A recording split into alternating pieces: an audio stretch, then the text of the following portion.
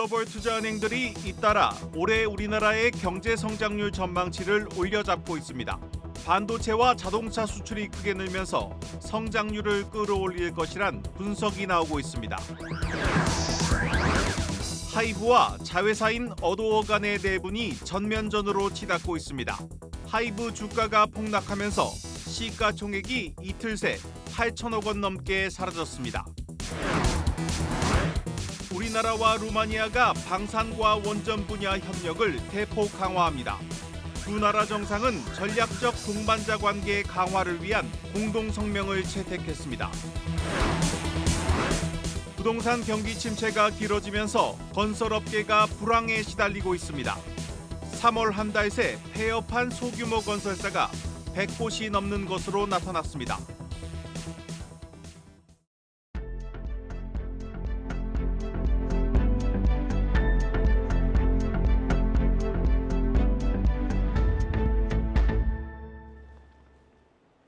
뉴스 플러스 시작합니다.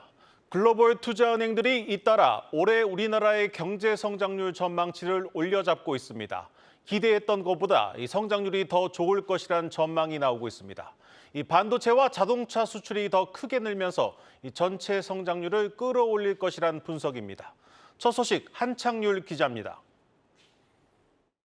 기대 이상의 반도체와 자동차 수출에 글로벌 투자은행들의 하반기 국내 경제 전망이 달라지고 있습니다.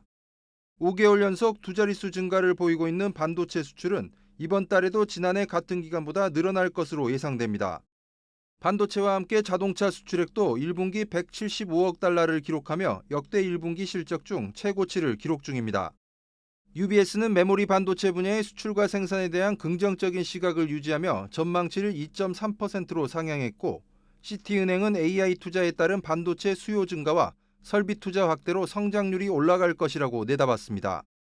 미국의 강한 성장세와 중국 경기 회복에 힘입은 글로벌 무역 증가 또한 한국의 수출 모멘텀을 계속 뒷받침할 것으로 전망했습니다. 글로벌 투자은행들의 긍정적인 전망에 정부의 성장률 전망치 상향 가능성도 높아졌습니다. 한국은행은 지난 12일 통화정책방향회의에서 올해 성장률이 지난 2월 전망치에 부합하거나 상회할 가능성이 있다는 것으로 판단한다며 전망치 수정 가능성을 암시했습니다. 중동 사태를 제외하면 전반적인 세계 경제, 미국 경제 성장률이나 티 관련된 경기나 우리 입장에서는 수출 비중이 큰데 대외권이 그냥 개선되고 있어서 경기가 계속 개선되는 국면이고 같은 대로 간다고. 앞으로 미국 경제가 내년까지 경기 침체를 경험하지 않을 것으로 예상되는 가운데 중동 사태 등 대외 불확실성이 줄어들면 한국의 수출과 생산 회복은 한층 힘이 붙을 전망입니다. 한국경제TV 한창률입니다. 국내 1위 연예기획사 하이브가 다소 이해하기 어려운 내분 사태에 빠졌습니다. 이 걸그룹 뉴진스를 키워낸 자회사 어도어의 경영진과 하이브 측이 정면 대립하면서 이제 진실 공방으로 이어지고 있습니다. 이 주주들은 당혹스러울 수밖에 없습니다. 불과 이틀 새 하이브의 시가총액이 9천억 원 가까이 사라졌습니다. 유호성 기자입니다.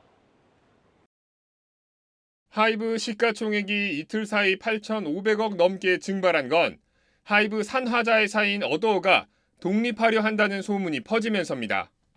어도어는 지난 2022년 데뷔한 걸그룹 뉴진스를 K-팝 정상에 올려놓은 기획사입니다. 하이브 측은 이번 감사에서 어도어 경영진이 외부 투자 유치를 통해 과반의 경영권을 확보하려는 시도를 한 문건을 발견했다고 밝혔습니다.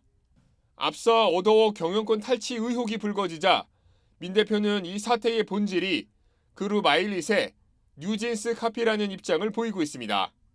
지난 3월 데뷔한 걸그룹 아일릿은 데뷔곡 마그네틱으로 각종 음원 차트와 음악 방송 1위를 휩쓸고 있습니다. 뉴진스 동생이라 불릴 정도로 컨셉과 이미지 등이 유사한데 같은 하이브 소속이지만 다른 레이블인 빌리프랩에 속해 있습니다. 하이브는 기획자와 아티스트들의 독자성을 키울 수 있도록 한 회사 아래 여러 자회사를 둔 멀티레이블 체제로 회사를 운영하고 있습니다. 민 대표는 하이브 산하 다른 계열사가 지적재산권에 해당하는 뉴진스의 컨셉과 이미지 등을 베꼈다며 문제 제기를 하자 해임 절차를 통보받았다고 주장하고 있습니다.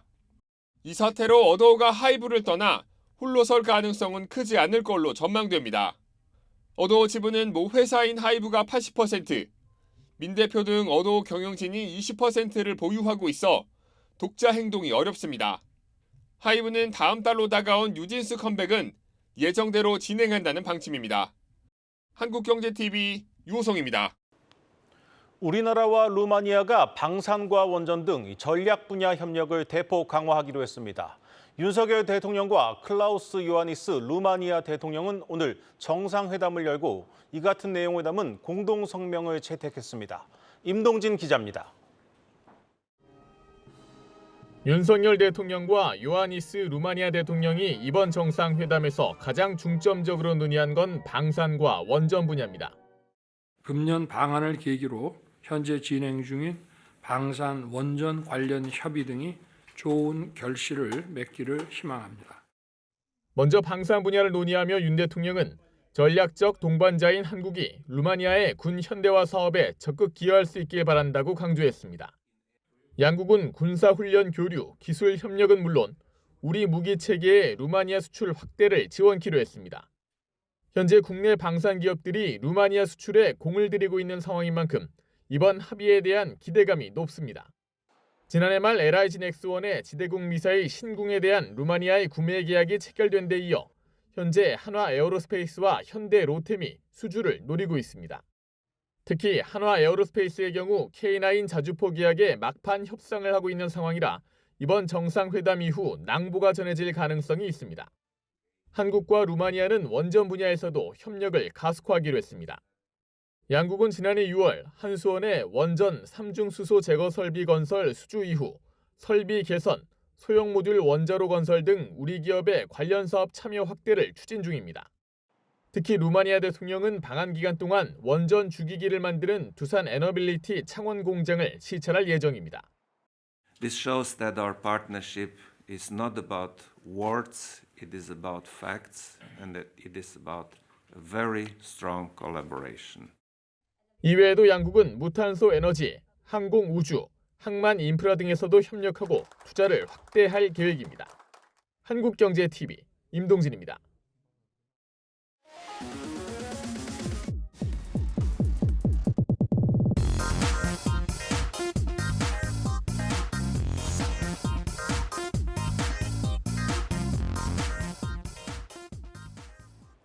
원달러 환율이 올해 들어서만 7% 넘게 올랐습니다. 지난 2008년 금융위기 당시보다 상승폭이 더 높습니다. 이 킹달러라고 불리는 이 달러 초강세 때문에 전 세계 통화가 모두 겪고 있는 상황이지만 유독 원화가 더 많이 떨어지고 출렁이고 있습니다. 김채영 기자입니다. 강달러를 넘어 킹달러라고 불릴 정도의 달러 초강세로 한국의 원화 가치가 힘을 잃고 있습니다. 이날 원달러 환율 종가는 1,378.3원. 지난해 말 종가와 비교했을 때 원화 가치는 7%나 떨어졌습니다. 이는 금융위기 당시였던 2008년과 2009년보다 높은 하락폭으로 외환위기가 불거진 1997년과 비교해봐도 하락폭이 두드러집니다. 중동위기 고조, 미국 기준금리 인하 지연 등으로 인한 강달러 현상의 결과라지만 원화 가치 하락폭은 주요국보다 유독 큽니다. 미국의 26개 주요 교역국 중 원화 가치 하락폭은 칠레, 일본, 스웨덴 등에 이어 7번째로 큰 상황. 우리 경제의 대외적 취약성이 고스란히 드러난 셈입니다. 유가 불안이 아무래도 이제 우리나라와 같은 이제 에너지 의존도 높은 국가의 어떤 통화 가치 자체를 상당 부분 약화시킨 부분들이 있고, 일본의 통화 정책이라든지 엔화 약세 심리 자체가 원화에도 조금 영향을 미쳤다. 고물가의 내수 회복이 지체되고 있는 가운데 원화가 약세를 지속하자 기업들은 제조 원가 상승에 고민이 깊어지고 있습니다. 통상 환율이 오르면 수입 기업들의 제조 원가 상승으로 상품 가격 인상 압력이 커지는데, 이렇게 높아진 물가는 다시 내수를 위축시키고 이런 사이클이 반복되면 경기 회복에 큰 걸림돌로 작용할 수 있습니다. 수입 물가 상승으로 인해서 인플레이션에 대한 우려를 좀 자극할 소지가 있고, 기업들 입장에서는 원가 부담이 좀 높아지게 되면은 마진 훼손에 대한 우려들이 좀 제기될 수는 있을 것 같은데요.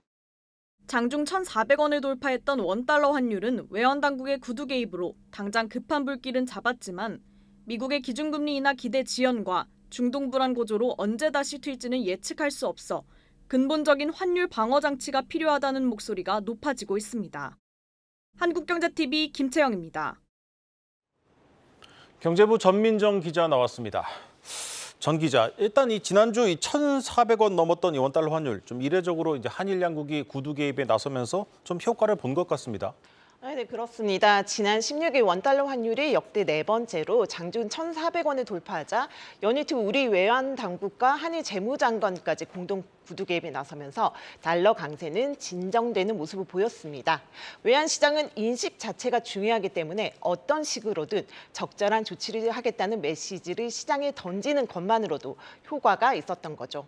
하지만 이 구두 개입은 임시적인 조치일 뿐입니다. 최근 일본 외환당국도 엔화가 추락할 때마다 강력한 구두 개입에 나서고 있지만 별다른 효과는 보지 못하고 있습니다.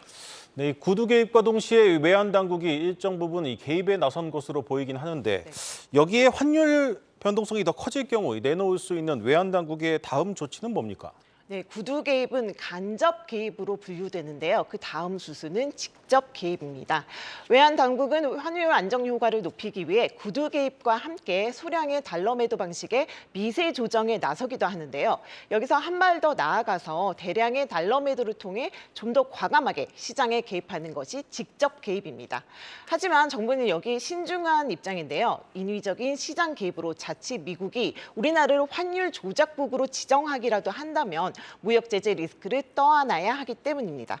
네, 이 구두 개입이나 직접 개입 모두 이게 한계가 좀 분명하긴 한데 이 환율 안정을 위해서 외환 당국이 쓸 수 있는 다른 카드 대안은 없습니까? 네, 외환 당국하고 전문가들 의견을 종합해 보니까 국민연금과의 외환 스와프 이게 가장 유력한 카드로 꼽혔습니다. 네. 국민연금이 해외 주식을 살 때 외환 당국으로부터 달러를 매입해서 대금을 치르도록 하는 건데요.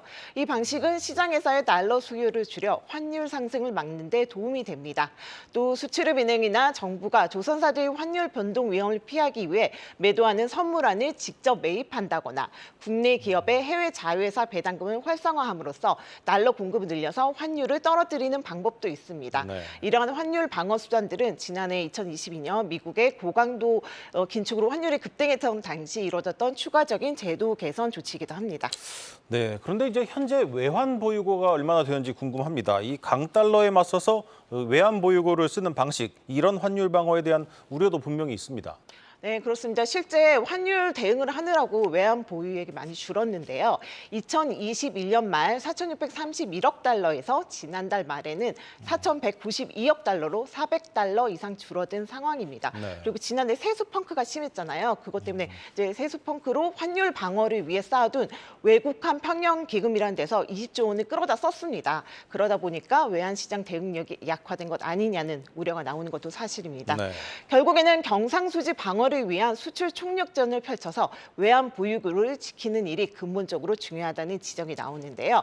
경제계 원로들도 우리 경제의 전반적인 펀더멘탈, 기초 체력을 키워야 한다고 입을 모으고 있습니다. 직접 들어보시겠습니다.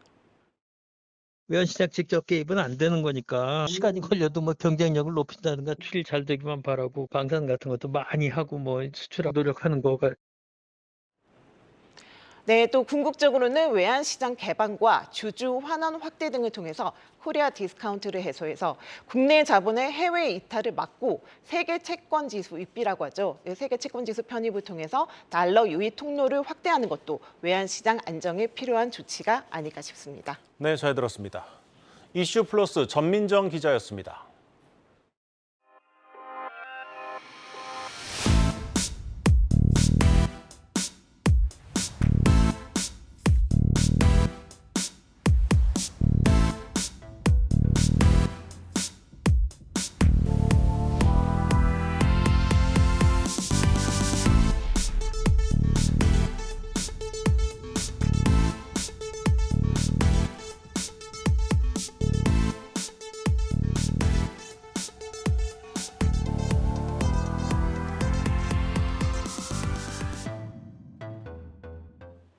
부동산 경기 침체가 길어지면서 건설업계가 불황에 시달리고 있습니다. 지난 3월 한 달 새 폐업한 소규모 건설사가 100곳이 넘는 것으로 나타났습니다.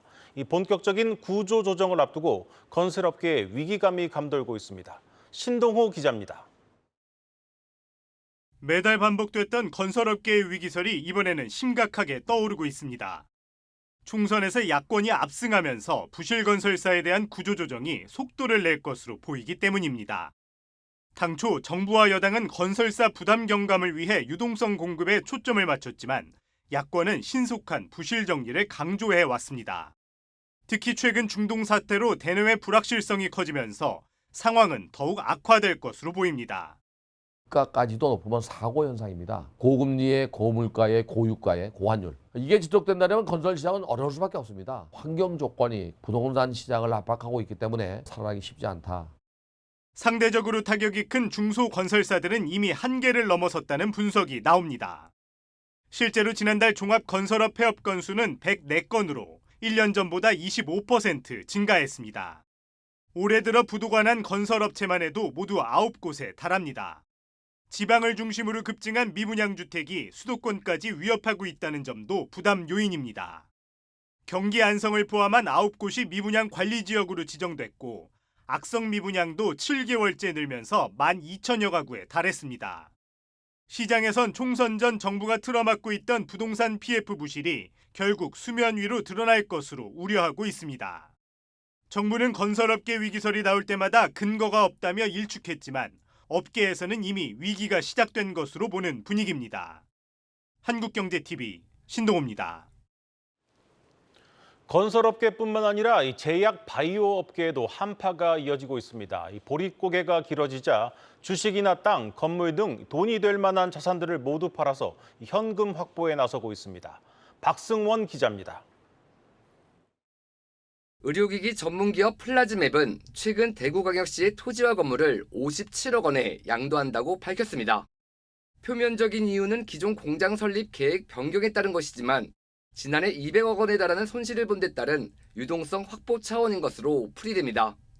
실적이 부진하거나 현금성 자산이 부족한 다른 제약 바이오 기업들 역시 사정은 마찬가지입니다. 3년 연속 적자를 기록 중인 경남제약은 사업 다각화 측면에서 경영권을 인수한 기업을 1년여 만에 다시 매각에 나섰습니다. 현금성 자산이 3년 연속 급감한 신약개발 전문기업 뉴지레파마와 배양배지 전문기업 엑셀 세라퓨틱스도 재무구조 개선과 유동성 확보를 목적으로 보유 중인 사옥을 팔거나 토지 매각에 나섰습니다.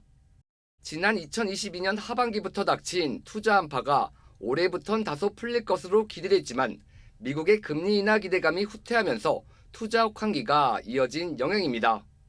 실제 지난해 벤처캐피털 신규 투자액은 지난 2021년 대비 반토막이 났고 기술 특례로 상장한 바이오 기업 역시 감소하는 등 투자 유치와 유동성 확보가 어려워지면서 자산 매각을 통한 현금 확보에 주력하고 있는 겁니다. 부동산이 없는 기업들의 경우 장비를 팔아 연구개발과 운영자금 마련에 나서고 있습니다. 한국바이오협회가 운영하는 바이오 장비 직거래 마트를 통해 최근 6개월간 50여 건에 달하는 제품이 등록돼 거래되고 있습니다.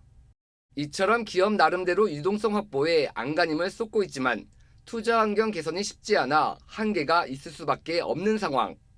기업의 운영비 가운데 연구개발에 대한 재정적 지원, 메가펀드의 규모 확대, 세제 혜택 등 정부는 물론 국회의 정책적 지원이 시급하다는 지적이 나오는 배경입니다.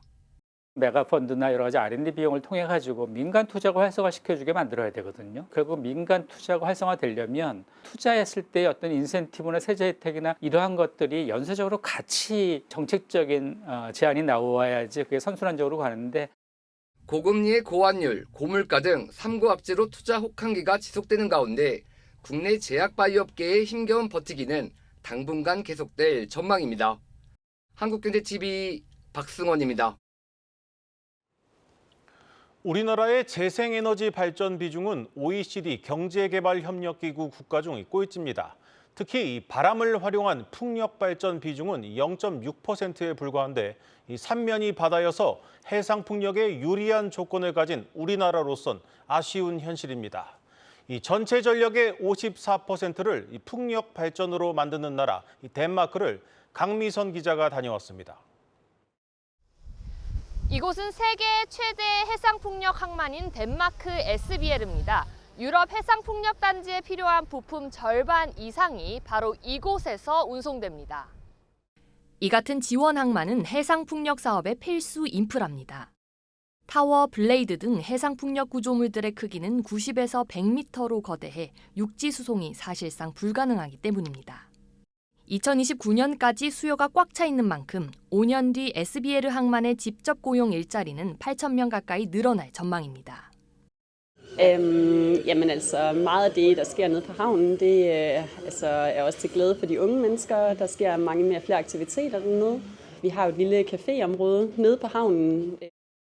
우리나라는 2030년 13.3기가와트의 해상풍력 설치 목표를 세웠지만 현재 국내에선 제대로 된 해상풍력 지원 항만은 한 곳도 없는 상황입니다.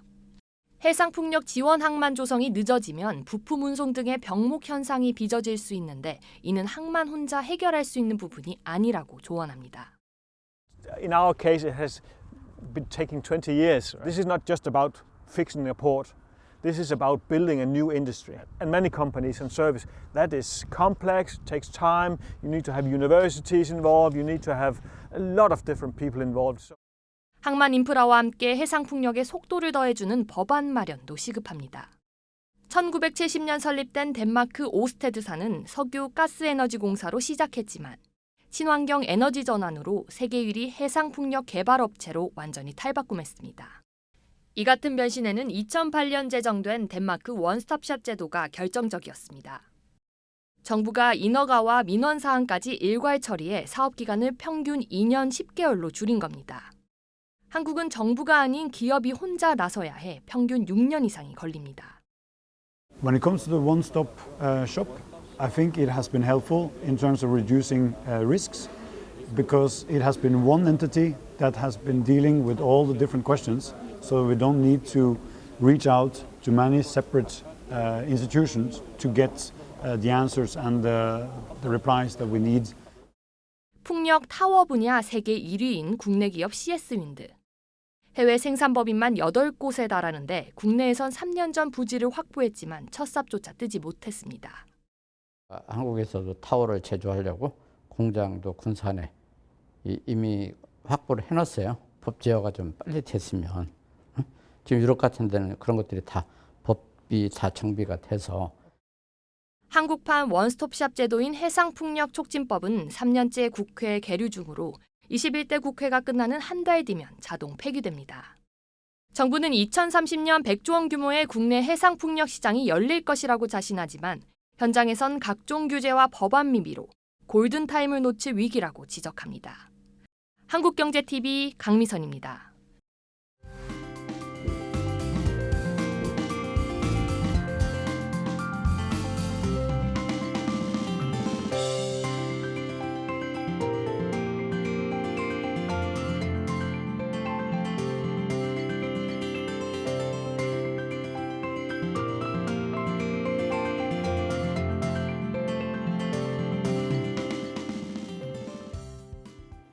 오늘 준비한 뉴스 플러스는 여기까지입니다. 함께해 주신 여러분 고맙습니다.